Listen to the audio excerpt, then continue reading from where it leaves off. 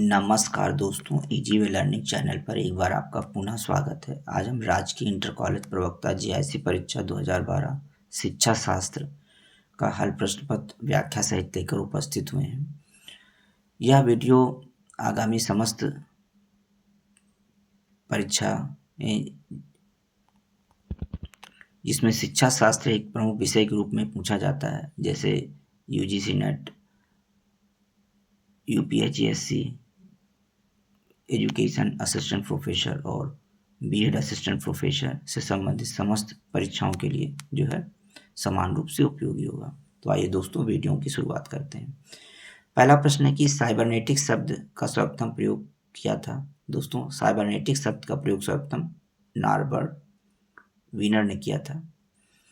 दूसरा प्रश्न है कि संसद के अधिनियम द्वारा एनसीटी की स्थापना किस वर्ष की गई थी।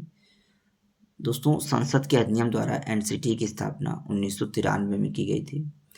संसद के अधिनियम द्वारा एनसीटी की स्थापना सन 1993 में हुई, जिसकी स्थापना का उद्देश्य शिक्षक शिक्षा में सुधार करना था और स्थापना इसकी 1993 में होती है और इसे वैधानिक दर्जा 1995 में दिया जाता है। एनसीटी का मुख्यालय नई दिल्ली में स्थित है। तीसरा प्रश्न है कि कितनी बुद्धिलब्धि वालों को जड़ बुद्धि कहा जाता है। तो दोस्तों, 0 से 25 आईक्यू यानी जिनकी बुद्धिलब्धि 0 से 25 के मध्य होती है, जड़ बुद्धि कहलाते हैं। आइए अब देख लेते हैं कि बुद्धिलब्धि का मान और उसका अर्थ क्या होता है। 140 से अधिक बुद्धिलब्धि प्रतिभाशाली मानी जाती है। 120 से 139 तक अतिश्रेष्ठ सुपीरियर, 110 से 119 तक श्रेष्ठ, 90 से 109 तक सामान्य, 80 से 89 तक मंद, 70 से 79 तक सीमांत मंद बुद्धि, 60 से 69 तक मूढ़ बुद्धि, 25 से 50 तक हीन बुद्धि और 25 से कम आईक्यू जड़ बुद्धि मानी जाती है। चौथा प्रश्न है कि राष्ट्रीय ज्ञान आयोग के अध्यक्ष कौन है। राष्ट्रीय ज्ञान आयोग के अध्यक्ष सैम पित्रोदा हैं। राष्ट्रीय ज्ञान आयोग की स्थापना 13 जून 2005 में सैम पित्रोदा की अध्यक्षता में हुई थी। यह भारत के प्रधानमंत्री की सलाह के लिए स्थापित उच्च स्तरीय सलाहकार संस्था है। पांचवा प्रश्न है मनोवैज्ञानिक परीक्षण और उनका मिलान करना था मनोवैज्ञानिकों से। अभिरुचि परीक्षण स्ट्रॉन्ग ने विकसित किया। बुद्धि परीक्षण का संबंध बिने से है। व्यक्तित्व परीक्षण का संबंध हर्मन रूसा से है और सृजनात्मक परीक्षण का संबंध टॉरेंस से है। छठा प्रश्न है कि शिक्षा में मल्टीमीडिया उपागम के प्रभावी होने का मूल्यांकन किया जा सकता है। दोस्तों, विकल्प दिए गए हैं कि ए प्रयोग द्वारा। इस प्रश्न को एक बार पुनः पढ़ लेते हैं कि शिक्षा में मल्टीमीडिया उपागम के प्रभावी होने का मूल्यांकन किया जा सकता है। ए है प्रयोग द्वारा, बी विकल्प है सर्वेक्षण द्वारा, सी विकल्प है केस अध्ययन द्वारा और डी विकल्प है देशांतरी अध्ययन द्वारा। दोस्तों, शिक्षा में मल्टीमीडिया उपागम का प्रभावी होने का मूल्यांकन सर्वेक्षण द्वारा किया जा सकता है। इसमें व्यक्तिगत इकाइयों की विशेषताओं को वैयक्तिक रूप में न देखकर समूह की विशेषताएं सामूहिक रूप से देखी जाती हैं। सातवां प्रश्न है कि उपचार के उपरांत प्रायोगिक अनुसंधान में बाह्य चरों का नियंत्रण किस विधि द्वारा किया जा सकता है। दोस्तों, उपचार के उपरांत प्रायोगिक अनुसंधान में बाह्य चरों का नियंत्रण कोवेरियंस विश्लेषण द्वारा किया जा सकता है। आठवां प्रश्न है कि पुस्तक लर्निंग द ट्रेजर विदिन के लेखक कौन है। पुस्तक लर्निंग द ट्रेजर विदिन के लेखक जे डोलोर्स हैं। किस क्षेत्र में सुधार के लिए ऑपरेशन ब्लैक बोर्ड शुरू किया गया था। तो दोस्तों, प्राथमिक शिक्षा में सुधार के लिए ऑपरेशन ब्लैक बोर्ड शुरू किया गया था। ऑपरेशन ब्लैक बोर्ड का उद्देश्य प्राथमिक विद्यालयों में न्यूनतम आवश्यक सुविधाओं की व्यवस्था को सुनिश्चित करना है। 10वां प्रश्न है कि विशिष्ट शिक्षा कार्यक्रमों का नियंत्रण किसके द्वारा किया जाता है। दोस्तों, विशिष्ट शिक्षा कार्यक्रम का जो नियंत्रण है वह भारतीय पुनर्वास परिषद करती है, RCI rehabilitation council of India, और इसकी स्थापना 1986 में एक सोसाइटी एक्ट के रूप में की गई थी, जिसे वैधानिक दर्जा 1992 में दिया गया और इसका हेडक्वार्टर नई दिल्ली में स्थित है। विशिष्ट शिक्षा कार्यक्रमों का नियंत्रण भारतीय पुनर्वास परिषद द्वारा किया जाता है। भारत सरकार ने परिषद की स्थापना एक रजिस्टर्ड सोसाइटी के रूप में की 1986 में। तत्पश्चात 31 जुलाई 1993 से प्रभावी भारतीय पुनर्वास परिषद अधिनियम के अंतर्गत एक सांविधिक निकाय के रूप में इसे परिवर्तित कर दिया गया और सन 1992 में जो इसे वैधानिक दर्जा दिया गया और इसने 1993 से अपना कार्य करना प्रारंभ कर दिया। आरसीआई एक्ट 1993 से लागू होता है। 11वां प्रश्न है कि शिक्षा के 4 स्तंभों का विचार किसके द्वारा दिया गया? ए विकल्प यूनिसेफ के द्वारा, बी विकल्प यूनेस्को के द्वारा, सी विकल्प एनसीटी के द्वारा और डी विकल्प है यूजीसी के द्वारा। दोस्तों, शिक्षा के 4 स्तंभों का विचार यूनेस्को के द्वारा दिया गया था। 1996 में जैक्स डेलोर्स रिपोर्ट के आधार पर जो है शिक्षा के 4 स्तंभों का विचार दिया गया। शिक्षा के 4 स्तंभों में 4 चीजें आती हैं। पहला, जानने के लिए शिक्षा, लर्निंग टू नो। दूसरा है करने के लिए शिक्षा, लर्निंग टू डू। तीसरा है साथ मिलकर जीने के लिए सीखना, लर्निंग टू लिव टुगेदर। और चौथा है होने के लिए सीखना, लर्निंग टू बी। शिक्षा के 4 स्तंभों का विचार यूनेस्को के द्वारा दिया गया था। यूनेस्को की स्थापना 4 नवंबर 1946 को हुई। संयुक्त राष्ट्र शैक्षिक, वैज्ञानिक एवं सांस्कृतिक संगठन इसका पूरा नाम है। 12वां प्रश्न है कि एक अध्यापक वृत्त सिखाने हेतु वृत्ताकार आकृति में कई बिंदु लगाता है, या उदाहरण है। ए विकल्प है समीपता का नियम, बी है समापन का नियम, सी विकल्प है समान दिशा के नियम और डी विकल्प है समानता का नियम। दोस्तों, एक अध्यापक वृत्त सिखाने हेतु वृत्ताकार आकृति में कई बिंदु लगाता है, या उदाहरण समीपता का नियम कहलाएगा।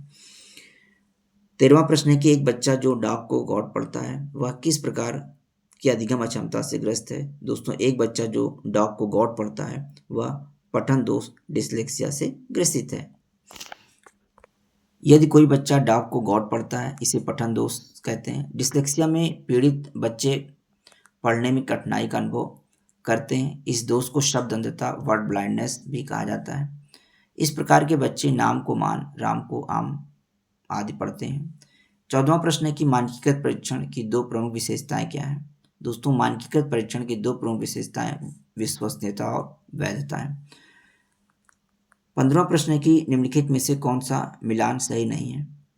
तो देख लेते हैं कौन कौन से मिलान है। कक्षा के क्रमांक नामित मापनी से होता है, सही है। समूह के सापेक्ष क्रम क्रमिक मापनी, ये भी सही है। और विद्यार्थियों का भार अनुपात मापनी रेशियो स्केल्स में किया जाता है, ये भी सत्य है। जो इसका सी विकल्प दिया गया कि क्रिकेट खिलाड़ियों की लंबाई अंतराल मापने में होती है, ये सही नहीं है। दोस्तों, क्रिकेट खिलाड़ियों की लंबाई भी अनुपात मापने में की जाती है। 16वां प्रश्न है कि इग्नू की स्थापना किस वर्ष हुई थी? दोस्तों, इग्नू की स्थापना 1985 में की गई थी। इग्नू की स्थापना 1985 में जब नई राष्ट्रीय शिक्षा नीति घोषणा की गई, तो इंग्लैंड के मुक्त विश्वविद्यालय के आधार पर भारत में भी राष्ट्रीय मुक्त विश्वविद्यालय की स्थापना नई दिल्ली में की गई और इसका पूरा नाम इग्नू अर्थात Indira Gandhi national open university है। 17वां प्रश्न है कि शिक्षा आयोग 1964-66 के प्रतिवेदन का शीर्षक क्या था? शिक्षा आयोग 1964-66 के प्रतिवेदन का शीर्षक था शिक्षा एवं राष्ट्रीय विकास। शिक्षा आयोग 1964-66 यानी 1964 में गठित होती है। 1966 में इसने अपनी रिपोर्ट दी। कोठारी आयोग ने अपने द्वारा प्राप्त सुझावों पर विचार विमर्श किया और अंत में 29 जून 1966 को अपना प्रतिवेदन शिक्षा एवं राष्ट्रीय प्रगति शीर्षक से भारत सरकार को प्रेषित किया। 18वां प्रश्न है कि निम्नलिखित में से कौन सा युग्म सही है? तो जो अधिगम का नैमित्तिक अनुबंधन सिद्धांत है, क्लासिकल कंडीशनिंग थियरी, वो पावलोव ने दिया है। 19वां प्रश्न है कि स्टैनफोर्ड बिने स्केल से एक व्यक्ति के किस गुण का मापन किया जाता है? दोस्तों, स्टैनफोर्ड बिने स्केल से एक व्यक्ति के बुद्धि का मापन किया जाता है। स्टैनफोर्ड बिने स्केल से एक व्यक्ति के बुद्धि गुण का मापन होता है। बिने तथा साइमन नामक 2 व्यक्तियों के विशेष योगदान से बुद्धि परीक्षण का निर्माण किया गया। इसे बिने साइमन बुद्धि परीक्षण कहते हैं। सबसे पहले इसका विकास 1905 में हुआ। 20वां प्रश्न है कि यदि आपकी कक्षा में एक विद्यार्थी आपके प्रश्न का उत्तर नहीं दे पाता है तो आप उसे क्या मतलब उसके साथ क्या आपका रिएक्शन होगा? पहला विकल्प है दंडित करेंगे उसे, दूसरा है कि बैठने को कहेंगे, तीसरा उपबोधन देने का प्रयास करेंगे और चौथा विकल्प है कि अन्य छात्रों से उत्तर देने को कहेंगे। दोस्तों, यदि कक्षा में विद्यार्थी प्रश्न का उत्तर नहीं दे पाता है तो एक शिक्षक होने के नाते उसे उद्बोधन यानी निर्देशन देना चाहिए, जिससे कि बालक उत्तर देने योग्य बन सके। 21वां प्रश्न है कि किस दर्शन में कक्षाओं में मॉनिटर प्रणाली विकसित हुई? ए विकल्प है वैदिक में, बी है वेदांत में, सी है इस्लाम में और डी विकल्प है बौद्ध में। मॉनिटर शिक्षा प्रणाली का विकास इस्लाम दर्शन में होता है। मॉनिटर शिक्षा पद्धति का प्रारंभ इस्लाम दर्शन की उपज है। इस्लाम दर्शन में ही कक्षा के एक बुद्धिमान बालक को मॉनिटर बनाकर कक्षा का नेतृत्व की जिम्मेदारी दी जाती है। 22वां प्रश्न है कि कौन सा अन्य तीन के समूह से भिन्न है? ए विकल्प है नैमित्तिक अनुबंधन सिद्धांत, बी है शास्त्रीय अनुबंधन सिद्धांत और सी विकल्प है वाटसन का अधिगम सिद्धांत और डी विकल्प है गुथरी का अधिगम सिद्धांत। दोस्तों, ये जो विकल्प चारों दिए गए हैं ये सभी व्यवहारवादी अधिगम से संबंध रखते हैं, परंतु जो गुथरी भी एक व्यवहारवादी ही थे, जिन्होंने सीखने का एक ऐसा सिद्धांत को प्रतिपादन किया जो थॉर्नडाइक, स्किनर और हल, पावलोव एवं वाटसन के सिद्धांतों से भिन्न है। इसके सिद्धांत के अनुसार उद्दीपक तथा अनुक्रिया के बीच साहचर्य पुनर्वलन के आधार पर स्थापित नहीं होता है, बल्कि मात्र इन दोनों के बीच समीप्यता के आधार पर होता है। यही कारण है कि गुथरी के सिद्धांत को उद्दीपक अनुक्रिया समीप्यता सिद्धांत कहा जाता है। गुथरी ने माना कि सीखना एक बार में होता है, यानी निकटता का सिद्धांत, पुनरावृत्ति की आवश्यकता नहीं होती है, प्रेरणा का कोई प्रभाव नहीं पड़ता है और आदतों को तोड़ने के लिए नए उत्तेजना प्रतिक्रिया संबंधों को बनाने का सुझाव गुथरी ने दिया।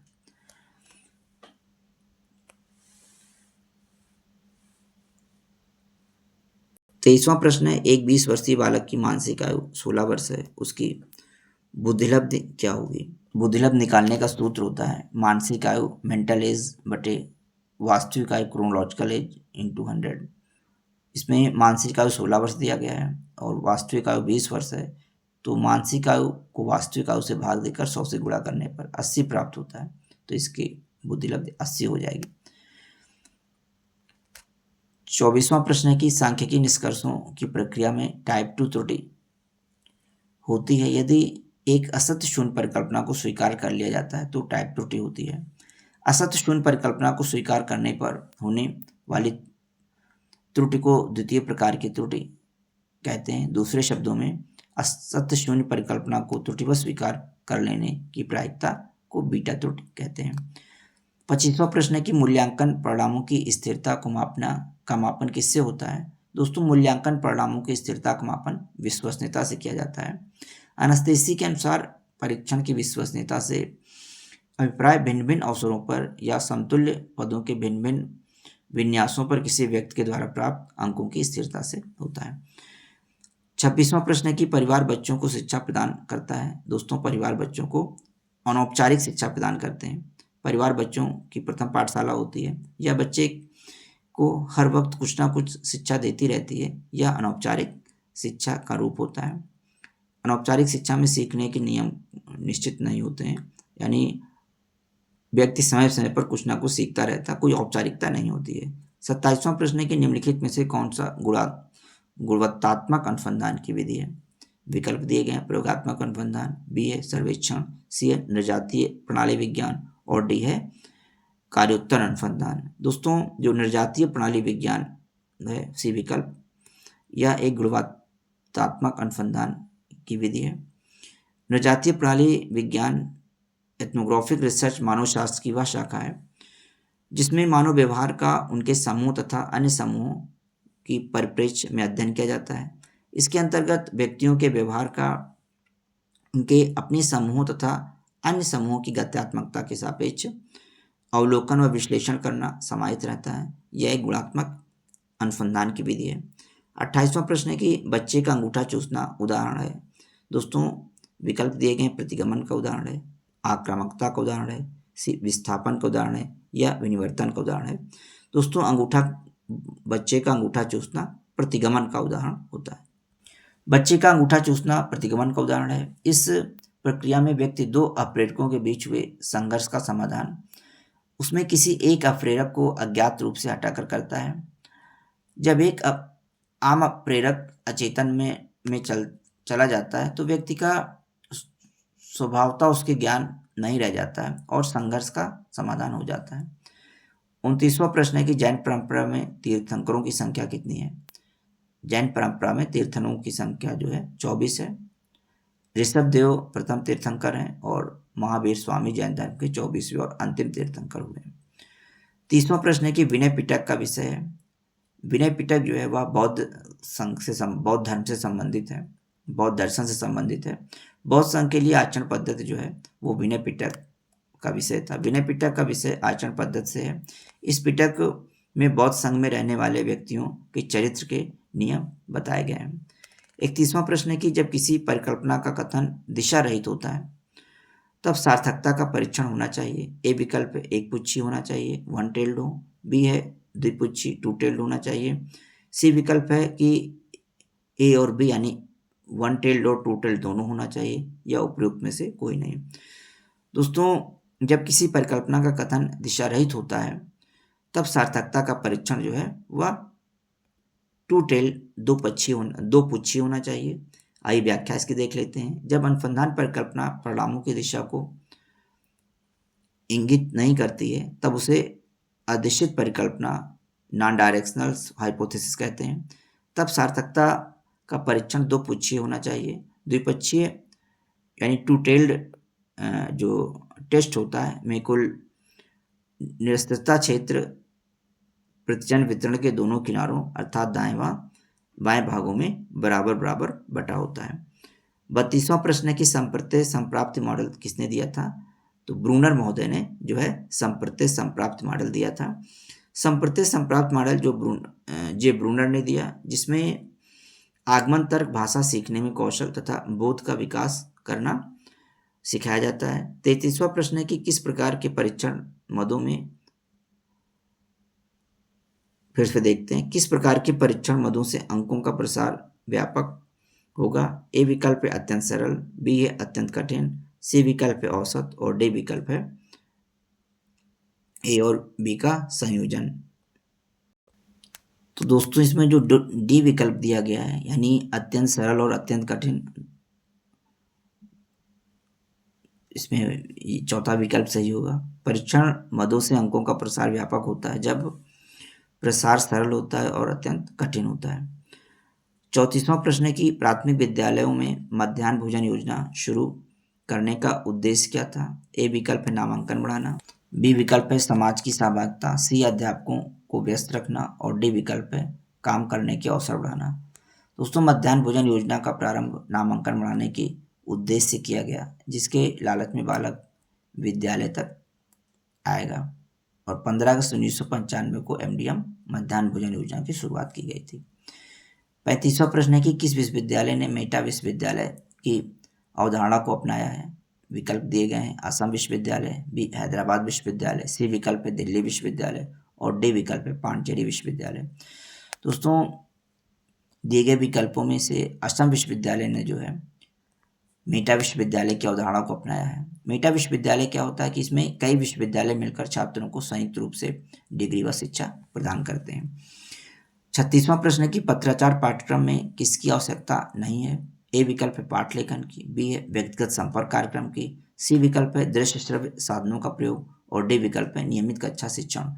दोस्तों, पत्राचार पाठ्यक्रम में नियमित कक्षा शिक्षण की आवश्यकता नहीं होती है, बल्कि अन्य सभी जो विकल्प दिए गए हैं उनकी आवश्यकता होती है, जैसे कि पाठ लेखन, क्योंकि इसमें अध्ययन सामग्री जो है प्रिंटेड मटेरियल के रूप में उपलब्ध कराई जाती है। व्यक्तिगत संपर्क कार्यक्रम भी समय समय पर होते रहते हैं और दृश्य श्रव्य साधनों का उपयोग भी किया जाता है।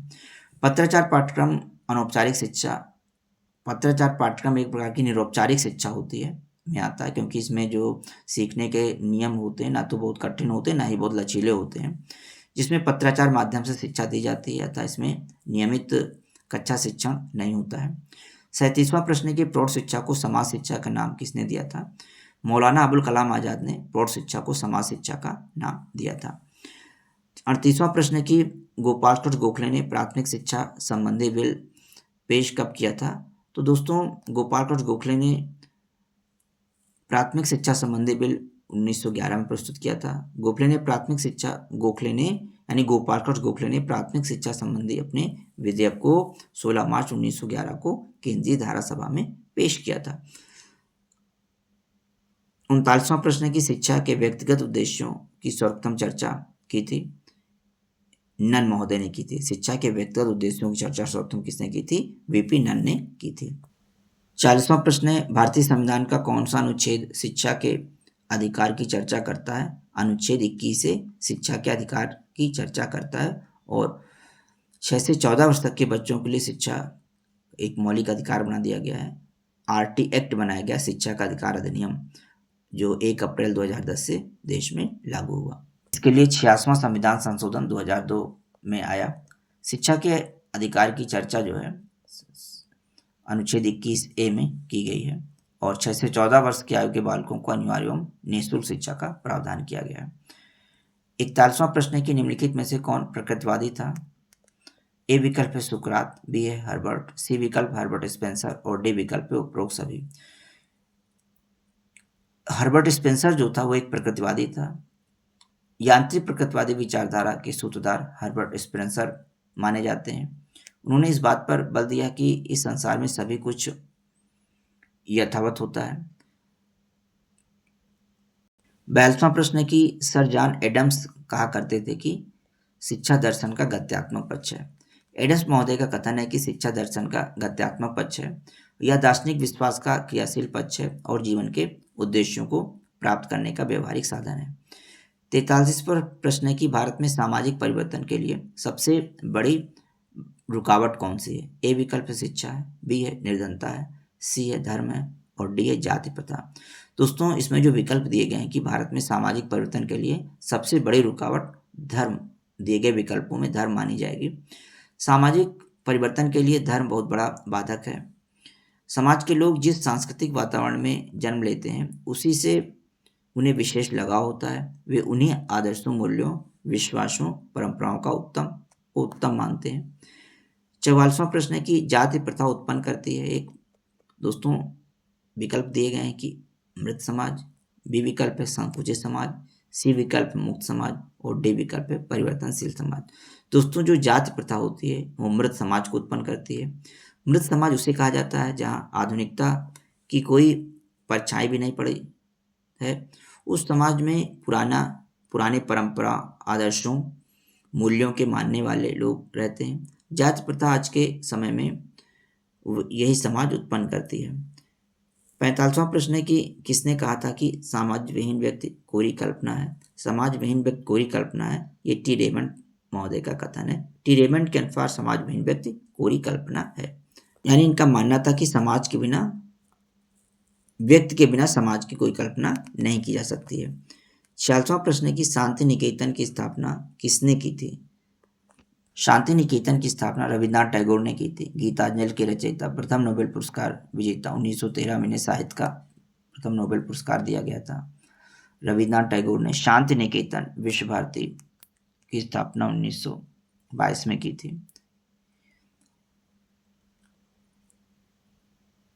47वां प्रश्न है कि दर्शन का कौन सा संप्रदाय प्रकृति की ओर लौटो, बैक टू नेचर में विश्वास करता है? जो प्रकृतिवाद है वह प्रकृति की ओर लौटो, बैक टू नेचर में विश्वास करता है। रूसो प्रमुख प्रकृतिवादी थे। प्रकृतिवाद का प्रमुख उद्घोष है कि प्रकृति की ओर लौटो, बैक टू नेचर। इसका आशय यह है कि व्यक्ति जिस परिवेश में जीवन व्यतीत करता है वह दूषित, कुंठित और परंपरावादी मकड़ जाल से घिरा हुआ है। अतः बालक को अपनी प्रकृति के अनुरूप प्राकृतिक परिवेश में स्वतंत्र ढंग से विकसित होने देना चाहिए। 48वां प्रश्न है कि बुद्धि के बहुतत्व सिद्धांत का प्रतिपादन किसने किया था? बुद्धि के बहुतत्व सिद्धांत का प्रतिपादन जो है थॉर्नडाइक महोदय ने किया था। थॉर्नडाइक ने बुद्धि के बहुकारक सिद्धांत का प्रतिपादन किया था, मल्टीफैक्टर थियरी का। इनके अनुसार बुद्धि असंख्य स्वतंत्र कारकों से मिलकर बनी है। इन स्वतंत्र कारकों में से प्रत्येक कारक किसी विशिष्ट मानसिक योग्यताओं का आंशिक प्रतिनिधित्व करता है। 49वां प्रश्न है कि निम्नलिखित में से परंपराओं का तत्व निम्नलिखित में से परामर्श का तत्व नहीं है। ए विकल्प विश्वास, बी व्यवसायिक उन्नति, सी संप्रेषण और डी साक्षात्कार। दिए गए विकल्पों में से जो व्यवसायिक उन्नति है वह परामर्श का विकल्प नहीं है। अन्य विकल्प जैसे कि विश्वास, साक्षात्कार, संप्रेषण, कौशल, ये सभी जो है परामर्श के तत्व माने जाते हैं। विश्वास, संप्रेषण, साक्षात्कार परामर्श के तत्व हैं। व्यवसायिक उन्नत परामर्श का तत्व नहीं है।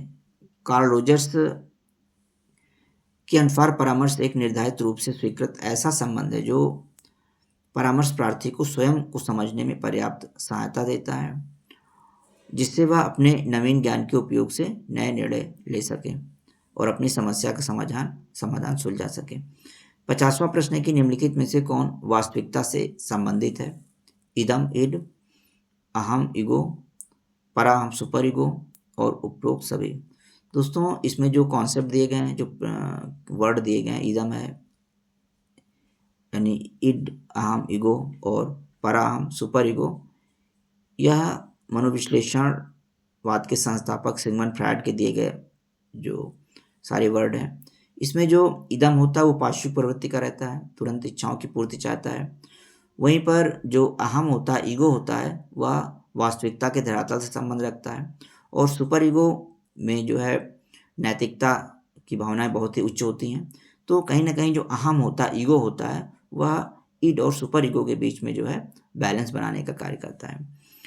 अहम वास्तविकता से संबंध रखता है, अहम यानी ईगो वास्तविकता से संबंध रखता है तथा व्यक्ति को वास्तविक परिस्थितियों के साथ तालमेल बैठाने के लिए प्रेरित करता है। रोसा स्याही धब्बा परीक्षण है एक प्रक्षेपी प्रविधि है, प्रोजेक्टिव टेक्निक है, और इसका प्रयोग जो है व्यक्तित्व का मापन करने के लिए किया जाता है। 1921 में हरमन रोसा ने इसका विकास किया था। रोसा स्याही धब्बा परीक्षण एक प्रक्षेपी प्रविधि है। प्रक्षेपी प्रविधि की सर्वाधिक महत्वपूर्ण विशेषता व्यक्ति के अचेतन को जानना होता है। 52वां प्रश्न है कि संस्कृति मुक्त बुद्धि परीक्षण का निर्माण किसने किया था? कैटल ने किया था। दोस्तों, संस्कृति मुक्त बुद्धि परीक्षण का निर्माण कैटल महोदय ने किया था। 53वां प्रश्न है कि ग्लेजर के बुनियादी शिक्षण प्रतिमान में कुल अवयव कितने होते हैं? ग्लेजर के बुनियादी शिक्षण प्रतिमान में कुल अवयव 4 होते हैं। ग्लेजर ने बुनियादी शिक्षण प्रतिमान में कुल 4 अवयव बताए हैं। पहला है अनुदेशनात्मक उद्देश्य, इंस्ट्रक्शनल ऑब्जेक्टिव। दूसरा प्रारंभिक व्यवहार, एंट्री बिहेवियर। तीसरा अनुदेशनात्मक प्रक्रिया, इंस्ट्रक्शनल प्रोसीजर्स। और चौथा निष्पादन मूल्यांकन, परफॉर्मेंस असेसमेंट। 54वां प्रश्न है कि संस्थागत नियोजन में आवश्यक है। ए विकल्प है संसद की स्वीकृत, बी है राज्य सरकार की सहायता, सी है प्रचुर धन और डी विकल्प है संसाधनों का उचित उपयोग। तो जो संस्थागत नियोजन होता है उसमें संसाधनों के उचित उपयोग की आवश्यकता होती है। संस्थागत नियोजन की सबसे महत्वपूर्ण शर्त यह है कि वह संसाधनों का उचित उपयोग करे, तब कोई संस्था अपने लक्ष्य को प्राप्त कर पाएगी। 55वां प्रश्न है कि मुक्त विश्वविद्यालय की स्थापना सर्वप्रथम किस देश में की गई? तो मुक्त विश्वविद्यालय की स्थापना सर्वप्रथम यूके देश में की गई। मुक्त विश्वविद्यालय की स्थापना सर्वप्रथम यूके में हुआ, परंतु सर्वप्रथम 19वीं शताब्दी के मध्य में दूरस्थ शिक्षा का प्रारंभ इंग्लैंड में हुआ था। 56वां प्रश्न है कि COL का पूरा रूप क्या है? COL का पूरा नाम है, यानी फुल फॉर्म इसका है core of learning. COL, C for core, O for of and L for learning, core of learning. 58वां प्रश्न है कि निम्नलिखित में से कौन सा गैर संभाविता परिदृश्य है? नॉन प्रोबेबिलिटी सैंपलिंग है।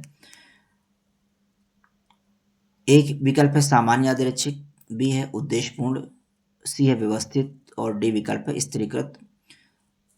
तो इसमें से जो उद्देश्यपूर्ण है वह गैर संभाविता परिदृश्य होता है।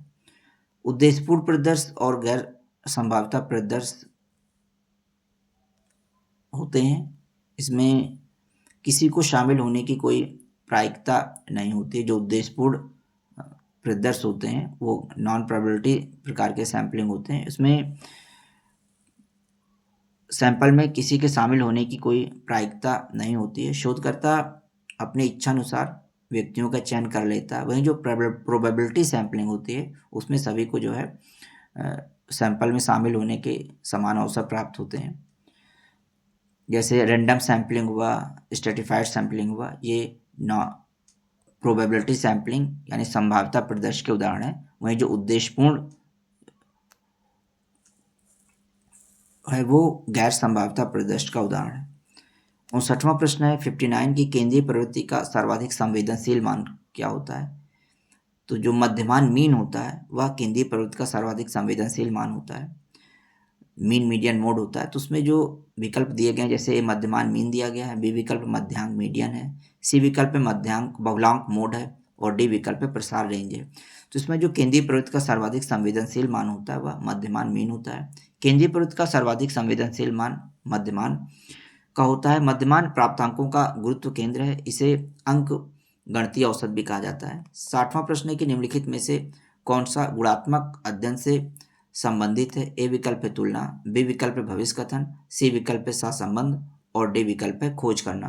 तो दोस्तों जो तुलना है वह गुणात्मक अध्ययन से संबंधित होता है। तुलना गुणात्मक अध्ययन से संबंधित है। गुणात्मक अध्ययन में गुणात्मक प्रकृति के चरों तथा उनसे प्राप्त प्रदत्तों का संकलन व विश्लेषण किया जाता है। गुणात्मक अध्ययन में भाषिक सूचनाओं वाले ऐसे प्रदत्तों का अध्ययन नहीं किया जाता है जिनमें चरों को मात्रा के रूप में मापित किया गया हो। 61वां प्रश्न है कि समस्या के समाधान हेतु एक प्रस्तावित हल के रूप में परिकल्पना को परिभाषित किया जा सकता है। फिर से एक बार देख लेते हैं इस स्टेटमेंट को कि समस्या के समाधान हेतु एक प्रस्तावित हल के रूप में परिकल्पना को परिभाषित किया जा सकता है। यह किसका कथन है? तो ये मैकगुइगन महोदय का कथन है। एफ जे मैकगुइगन कहते हैं ने परिकल्पना के अर्थ को स्पष्ट करते हुए कहा है कि परिकल्पना दो या दो से अधिक चरों के बीच संभावित संबंध का एक परीक्षणीय कथन है।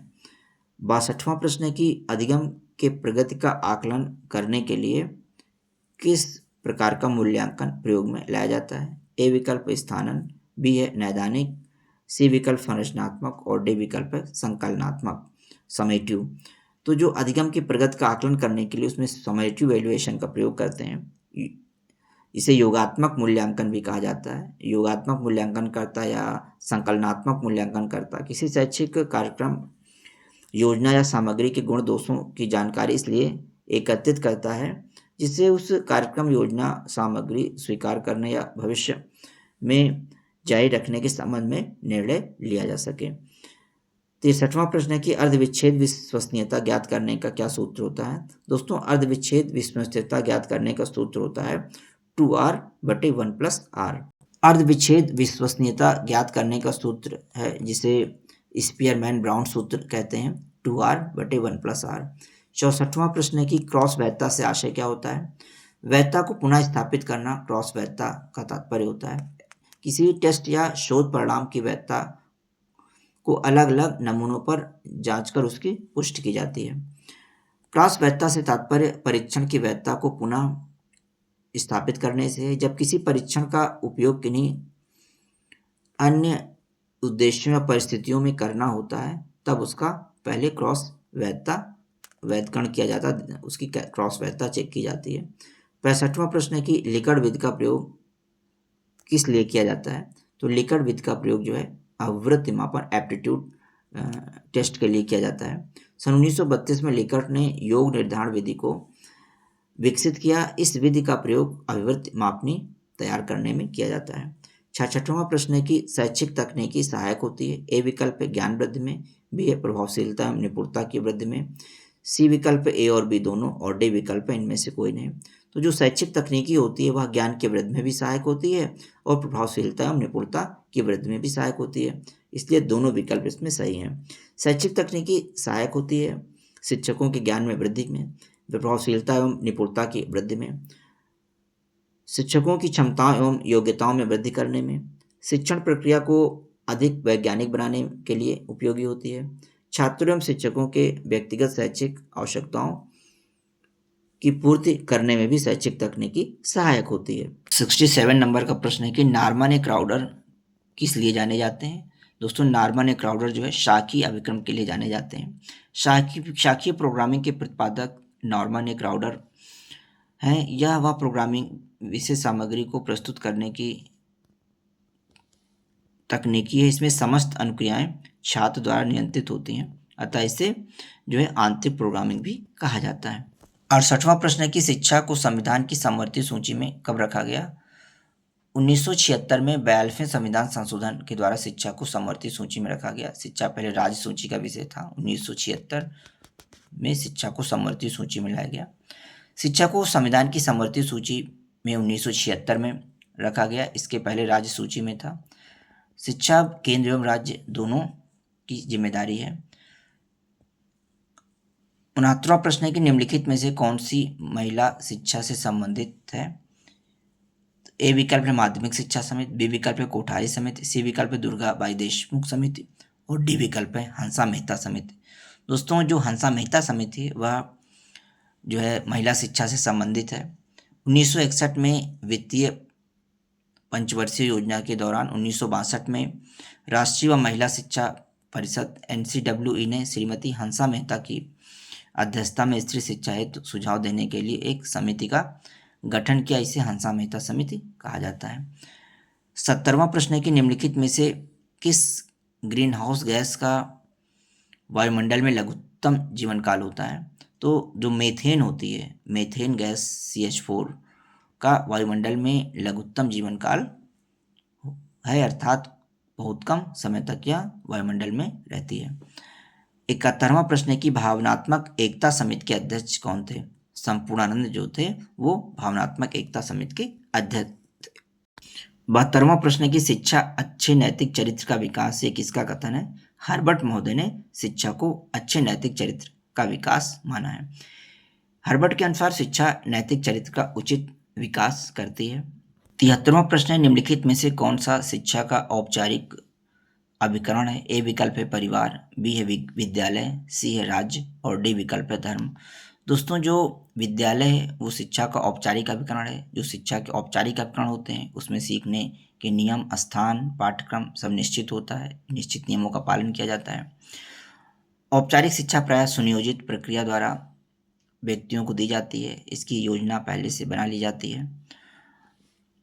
इसको प्राप्त करने की विधि पहले से ही निश्चित हो जाती है, अर्थात विद्यालय औपचारिक उपकरण है।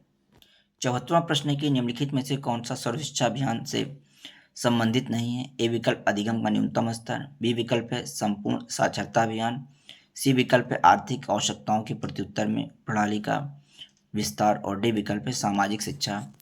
दोस्तों, इसमें जो 4 विकल्प दिए गए हैं उसमें से जो सी विकल्प है कि आर्थिक आवश्यकताओं का प्रत्युत्तर में प्रणाली का विस्तार, ये सर्व शिक्षा अभियान से संबंधित नहीं है।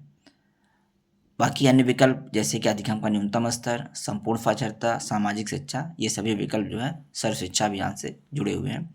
वर्तमान में सर्व शिक्षा अभियान की जगह समग्र शिक्षा अभियान संचालित है। 75वां प्रश्न है कि किसके जन्म दिवस को राष्ट्रीय शिक्षा दिवस के रूप में मनाया जाता है। दोस्तों, मौलाना अबुल कलाम आज़ाद के जन्म दिवस को राष्ट्रीय शिक्षा दिवस के रूप में प्रतिवर्ष 11 नवंबर को मनाया जाता है। 76वां प्रश्न है कि नीचे की ओर जो निस्यंदन सिद्धांत का प्रतिपादन किसने किया था। लॉर्ड मैकाले ने निस्यंदन सिद्धांत का प्रतिपादन किया था। इनका मानना था कि शिक्षा जो है उच्च वर्ग के लोगों को दी जाए और वहाँ से छन छन करके शिक्षा स्वतः जो है निम्न वर्ग के लोगों तक पहुँच जाएगी। 77वां प्रश्न है कि भारतवर्ष के सभी विश्वविद्यालयों में विश्वविद्यालय अनुदान आयोग अधिनियम कब से लागू हुआ। दोस्तों, 1956 से जो है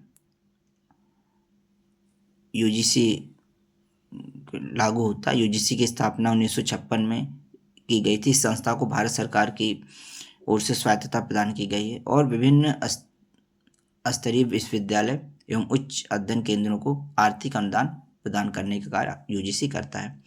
78वां प्रश्न है कि बौद्ध काल में शिक्षा का आरंभ किस संस्कार से होता था। दोस्तों, बौद्ध काल में शिक्षा का प्रारंभ जो है वह पवज्जा संस्कार से होता था।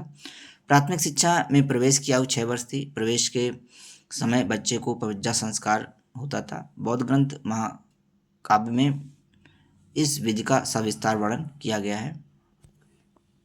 79वां प्रश्न है कि भारत में प्रथम विश्वविद्यालय कहाँ स्थापित किया गया। तो भारत में प्रथम विश्वविद्यालय जो है बम्बई में स्थापित किया गया। भारत में प्रथम विश्वविद्यालय मुंबई विश्वविद्यालय 1857 में स्थापित किया गया था। इलाहाबाद विश्वविद्यालय भारत का चौथा विश्वविद्यालय जिसकी स्थापना 1887 में की गई थी। किसने कहा था कि शिक्षा एक प्रक्रिया है जो बालक की आंतरिक शक्तियों का बाह्यतम बनाती है। ये फ्रॉबेल का कथन है। फ्रॉबेल के अनुसार शिक्षा एक प्रक्रिया है जो बालक की आंतरिक शक्तियों को बाह्यतम बनाती है। 81वां प्रश्न है कि किसने कहा था कि जो शिक्षक दर्शन की उपेक्षा करने की कल्पना करते हैं उन्हें अपने कार्य को प्रभावहीन बना डालने के रूप में इस उपेक्षा का दंड भुगतना पड़ता है। उनके प्रयासों के लिए समन्वयकारी सिद्धांतों की कमी उसके संबंध में अप्रभावी बनाती है। यह कथन जेम्स एस रॉस से संबंधित है। जेम्स एस रॉस ने कहा कि जो शिक्षक दर्शन की उपेक्षा करते हैं उन्हें अपने कार्य को अप्रभावी बना देने के रूप में इसका दंड भुगतना पड़ता है। ये जेम्स एस रॉस का कथन है। दूसरा कथन और शिक्षा संबंधी देख लेते हैं। शिक्षा जीवन की तैयारी नहीं स्वयं जीवन है, यह जॉन डीवी ने कहा है। मनुष्य वही बनता है जो शिक्षा उसे बनाती है, ये इमैनुअल कांट महोदय का कथन है। सच्ची शिक्षा वही होती है जो चरित्र निर्माण करती है, स्वामी विवेकानंद का कथन है ये। शिक्षा का उद्देश्य अच्छे चरित्र का विकास करना है, यह महात्मा गांधी का कथन है। दार्शनिक और उनके मुख्य विचार देखें तो डीवी जो है शिक्षा को जीवन के रूप में स्वीकार करते हैं। विवेकानंद पूर्णतया की प्राप्ति या पूर्णतया के अभिव्यक्त को शिक्षा मानते हैं। गांधी जी चरित्र निर्माण को शिक्षा मानते हैं। स्पेंसर ने पूर्ण जीवन की तैयारी को शिक्षा माना है। वही पेस्टोलॉजी जो है प्राकृतिक विकास को शिक्षा के रूप में स्वीकार करते हैं। 22वां प्रश्न है कि प्रयोजनवाद का जन्म कहाँ हुआ था? तो प्रयोजनवाद का जन्म अमेरिका में हुआ था। प्रयोजनवाद एक भौतिकवादी दर्शन है। इस दर्शन का जन्म अमेरिका में हुआ था। इनका मत है कि ज्ञान की जो है प्रतीत मनुष्य को स्वयं होनी चाहिए और ये उद्देश्यों को जो है निश्चित उद्देश्यों में विश्वास नहीं करते। इनका मानना है कि काल समय और आवश्यकता के अनुसार उद्देश्य शिक्षा के उद्देश्य भी जो है परिवर्तित होने चाहिए। 83वां प्रश्न है कि निम्नलिखित में से कौन आधुनिकीकरण का लक्षण नहीं है? ए विकल्प है समानुभूति, बी विकल्प है गतिशीलता, सी विकल्प है धार्मिक विश्वास और डी विकल्प है सहभागिता। तो दिए गए विकल्पों में जो धार्मिक विश्वास है वह आधुनिकीकरण की विशेषता नहीं है। धार्मिक विश्वास आधुनिकीकरण का लक्षण नहीं है। आधुनिकीकरण की विशेषताओं में सामाजिक गतिशीलता, परानुभूति, राजनैतिक सहभागिता, बढ़ता हुआ नगरीकरण, शिक्षा का प्रसार, संचार साधनों में वृद्धि, व्यापक आर्थिक साझेदारी, प्रति व्यक्ति आय में वृद्धि जैसी विशेषताएं होती हैं। 84वां प्रश्न है कि वास्तविक शिक्षा का विधान सच्चा दार्शनिक ही कर सकता है। यह किसका कथन है? यह हर्बर्ट स्पेंसर महोदय का कथन है। हर्बर्ट स्पेंसर महोदय कहते हैं कि वास्तविक शिक्षा का विधान सच्चा दार्शनिक ही कर सकता है। 85वां 85 नंबर का प्रश्न है कि लेबोरेटरी स्कूल का संबंध किससे है? तो लेबोरेटरी स्कूल का संबंध जॉन डीवी से है। जॉन डीवी प्रयोजनवादी दार्शनिक थे और लेबोरेटरी स्कूल इनकी रचना है। 86वां प्रश्न है कि किसने कहा था कि सामाजिक परिवर्तन लोगों के कार्य करने और विचार करने की पद्धतियों में संशोधन का नाम है? यह कथन जेनसन महोदय का है। जेनसन महोदय ने कहा कि सामाजिक परिवर्तन को व्यक्तियों को कार्य करने और विचार करने के तरीकों में उत्पन्न होने वाला परिवर्तन कहकर परिभाषित किया। 87 प्रश्न है कि किसने दृढ़ता के साथ कहा कि ताकत अच्छाई है, कमजोरी पाप है? ताकत अच्छाई है, कमजोरी पाप है, यह विवेकानंद का कथन है। स्वामी विवेकानंद जी ने कहा था कि ताकत अच्छाई है और कमजोरी पाप है।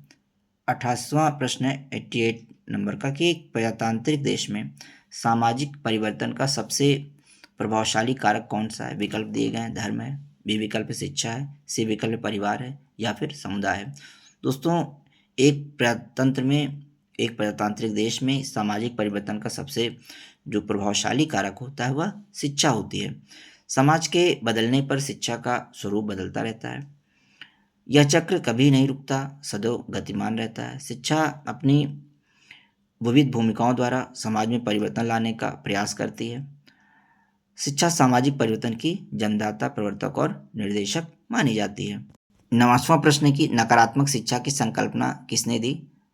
रूसो ने दी थी। नकारात्मक शिक्षा की संकल्पना रूसो ने दिया। रूसो ने कहा कि शिक्षा प्रथमतः निषेधात्मक होनी चाहिए, उसमें गुण एवं सत्य बिल्कुल समाहित न होकर बालकों के हृदय को दुर्गुणों से तथा मन को गलतियों से बचाना शामिल होना चाहिए। अर्थात शिक्षा जो है, शिक्षा में बच्चे का स्वानुभव शामिल होना चाहिए।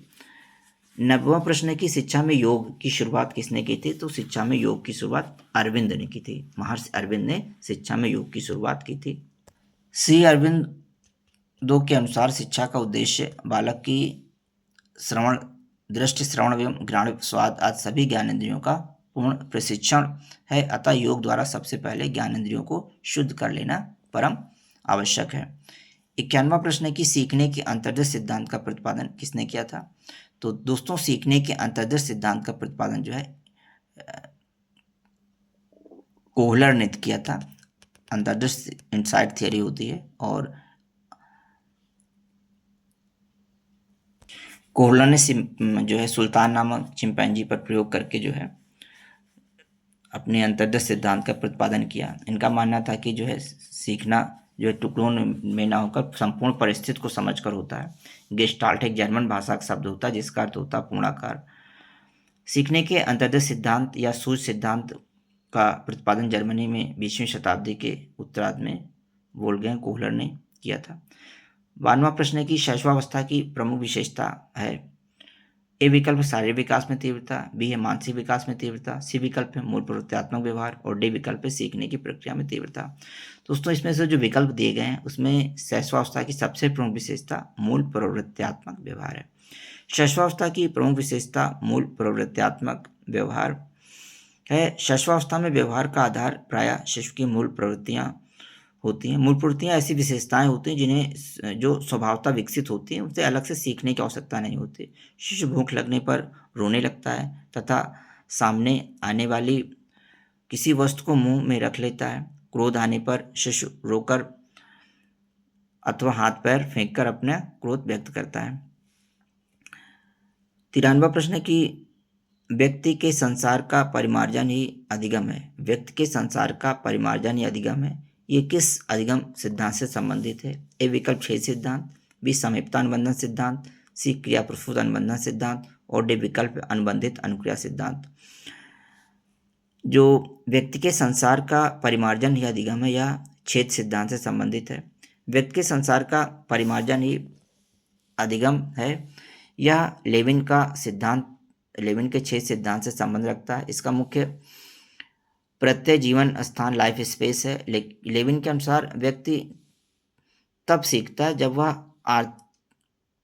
अधिक विभेदित जीवन स्थान का विकास करता है अर्थात संज्ञानात्मक संरचना बदल लेता है। 94वां प्रश्न है कि निम्नलिखित में से कौन अच्छे मानसिक स्वास्थ्य का लक्षण नहीं है? ए विकल्प है सहनशीलता, बी है समायोजन क्षमता, सी आत्म मूल्यांकन की क्षमता और डी विकल्प है संवेगात्मक अपरिपक्वता।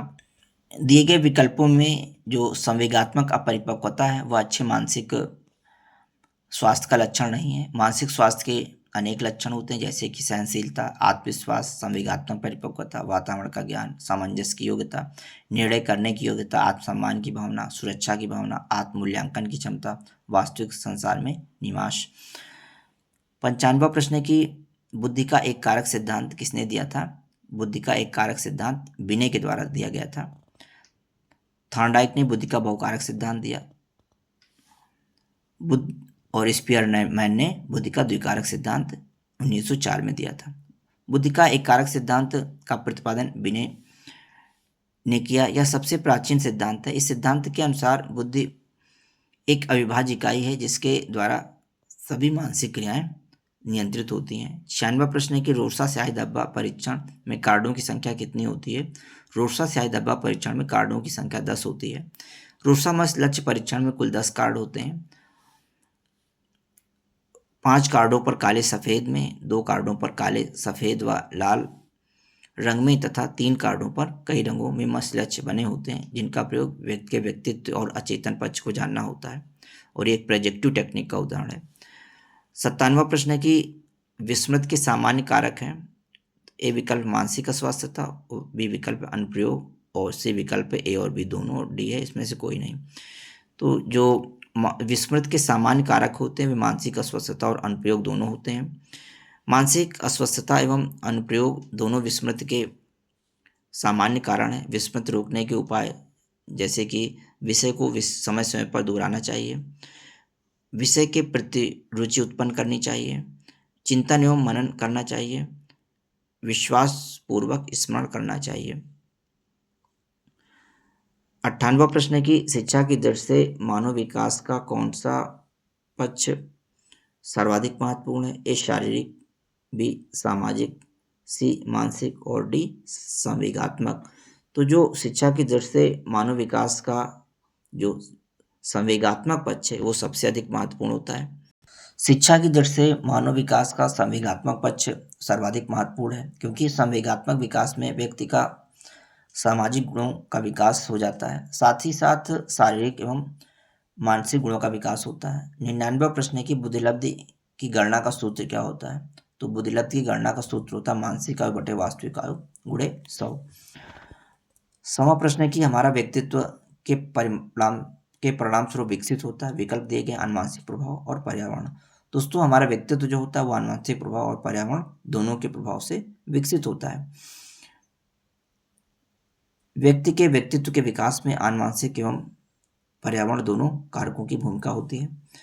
101वां प्रश्न है कि निम्नलिखित में से अप्राचलिक परीक्षण नहीं है, यानी नॉन पैरामेट्रिक टेस्ट नहीं है। तो इसमें जो काइवर्ग परीक्षण और विकल्प दिए गए हैं कि काइवर्ग परीक्षण, टी परीक्षण, चिन्ह परीक्षण या मान विटनी यू परीक्षण। तो जो टी टेस्ट एक प्राचलिक परीक्षण है,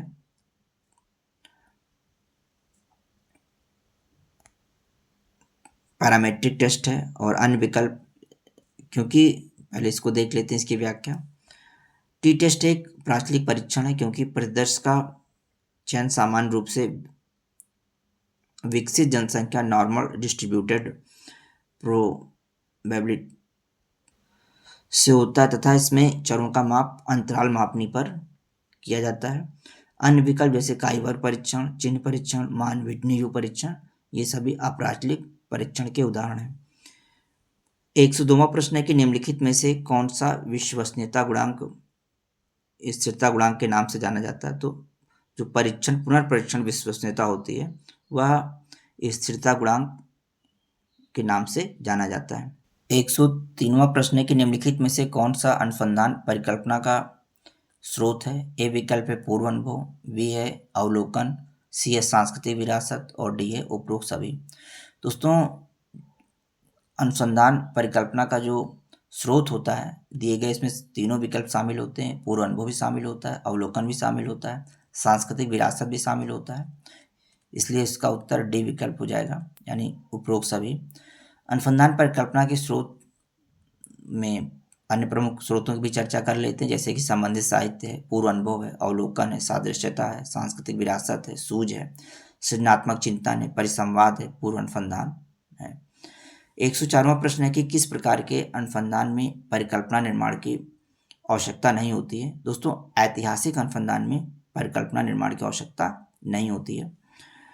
ऐतिहासिक अनुसंधान में परिकल्पना निर्माण की आवश्यकता नहीं होती है। ऐतिहासिक अनुसंधान अतीत की घटनाओं, प्रगतियों तथा अनुभवों की आलोचनात्मक अन्वेषण करता है।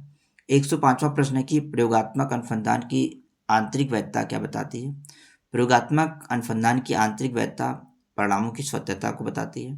प्रयोगात्मक अनुसंधान की आंतरिक वैधता परिणामों की सत्यता को बताती है। प्रयोग का परिणाम कहाँ तक जीव संख्या के लिए सामान्यीकृत किया जा सकता है, यह इसका उल्लेख करती है।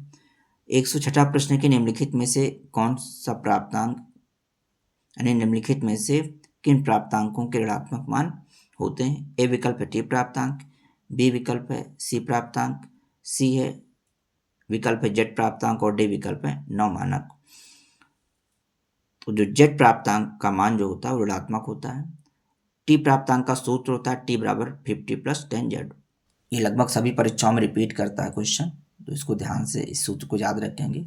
107वां प्रश्न है कि निम्नलिखित में से कौन भावनात्मक क्षेत्र के शैक्षिक उद्देश्य से संबंधित नहीं है? ए विकल्प आग्रहण, बी है अनुक्रिया, सी विकल्प व्यवस्थापन और डी विकल्प है प्रत्यक्षीकरण।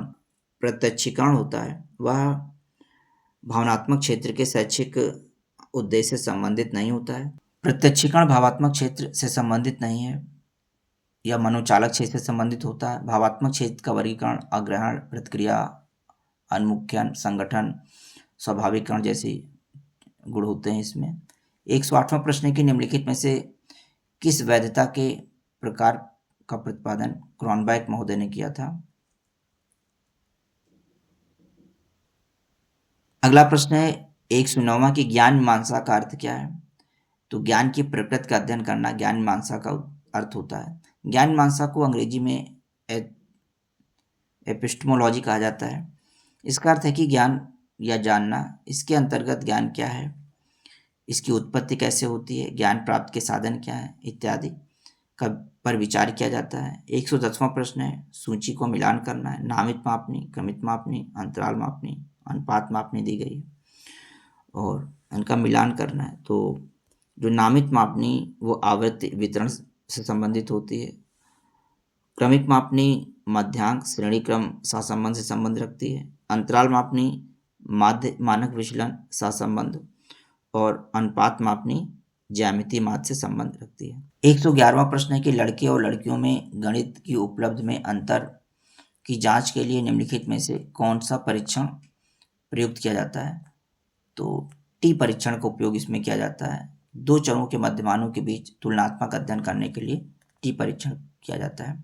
112वां प्रश्न है कि तत्व मीमांसा का अर्थ क्या होता है। तत्व मीमांसा अंतिम यथार्थ की प्रकृति जानने का प्रयास करता है। तत्व मीमांसा को अंग्रेजी में मेटाफिजिक्स कहा जाता है और इसका आशय है कि प्रकृति से परे, तत्व मीमांसा में प्रकृति से परे चीज़ों के अस्तित्व के बारे में अन्वेषण किया जाता है। 113वां प्रश्न है कि निम्नलिखित में से विचलनशीलता की माप के रूप में कौन सही नहीं है। ए चतुर्थक विचलन, बी परास, सी मानक विचलन और डी विकल्प है न्यायादर्श चयन त्रुटि। तो दिए गए विकल्पों में से जो विचलनशीलता की माप के लिए उपयुक्त नहीं है वो परास है। विचलनशीलता का माप के रूप में न्यायादर्श चयन त्रुटि। माफ कीजिएगा, इसको एक बार इस प्रश्न को एक बार फिर समझ लेते हैं। प्रश्न दिया गया कि निम्नलिखित में से विचलनशीलता की माप के रूप में कौन सही नहीं है। तो इसमें जो न्यायादर्श चयन त्रुटि है उसका संबंध जो है विचलनशीलता की माप से नहीं होता है। विचलनशीलता की माप में चतुर्थक विचलन, परास और मानक विचलन का प्रयोग किया जाता है। 114वां प्रश्न है कि प्रकृतिवाद ने किस शिक्षण पद्धति को जन्म दिया। दोस्तों प्रकृतिवाद ने जो है खेल विधि को जन्म दिया है। खेल में बालक बहुत कुछ जान एवं समझ सकते हैं। इंद्रियों के प्रशिक्षण में तो यह रामबाण है, इसलिए प्रकृतिवादी खेल विधि को एक उपयुक्त विधि के रूप में मानते हैं। 115वां प्रश्न है कि भारतीय दर्शन की परंपराओं में दो मूलभूत विभाजन हैं। तो आस्तिक और नास्तिक रूप में भारतीय दार्शनिक परंपरा को बांटा गया है। आस्तिक वे माने जाते हैं जो वेद को मानते हैं, वेद की प्रामाणिकता में विश्वास करते हैं, और नास्तिक जो वेद की प्रामाणिकता में विश्वास नहीं करते हैं। भारतीय दर्शन में सर्वाधिक वैरागी मत किस मत का है, किस दार्शनिक मत का दर्शन का है। बौद्ध है, बी विकल्प है जैन, सी है वेदांत और डी विकल्प है सांख्य। तो जो भारतीय दर्शन में सर्वाधिक वैरागी मत है वो जैन मत है। 117वां प्रश्न है कि निम्नलिखित में से 117वां प्रश्न है कि निम्नलिखित में से विचलनशीलता का अत्यंत विश्वसनीय माप कौन सा है। विकल्प है परास, बी चतुर्थांक विचलन, सी माध्य विचलन और डी विकल्प है मानक विचलन। तो दोस्तों जो मानक विचलन है वो विचलनशीलता का अत्यंत विश्वसनीय माप है। मानक विचलन सभी प्राप्तांकों के ऊपर आधारित होता है, जिसके कारण यह सर्वाधिक अस्थायी तथा विश्वसनीय सूचना प्रदान करता है। अपने अस्थायित्व तथा विश्वसनीयता के कारण मानक विचलन सबसे अधिक प्रयोग में आने वाला विचलनशीलता गुणांक होता है। 118वां प्रश्न है कि एक अध्यापक ने विद्यार्थियों के खाली स्थान दिया गया का मापन करने के लिए थीमेटिक परसेप्शन टेस्ट टीएटी का विकास किया है। तो दोस्तों टीएटी का विकास जो होता है वो व्यक्तित्व के मापन के लिए किया जाता है। प्रासंगिक अंतर्बोध परीक्षण टीएटी थीमेटिक परसेप्शन टेस्ट प्रक्षेपी ढंग से व्यक्तित्व मापन करने के लिए जो है की विधि है और इसकी रचना 1935 में सी डी मॉर्गन तथा एच एम मोरे ने किया था। 119वां प्रश्न है कि अग्रिम संगठन की अवधारणा का विकास किसने किया था। अग्रिम संगठन एडवांस ऑर्गेनाइजर मॉडल का विकास जो है ऑसबेल के द्वारा किया गया था। अग्रिम संगठन प्रतिमान का विकास डेविड ऑसबेल ने किया, जिसका उद्देश्य प्रत्ययों तथा तत्वों का बोध कराना तथा ज्ञानात्मक पक्ष का विकास करना होता है।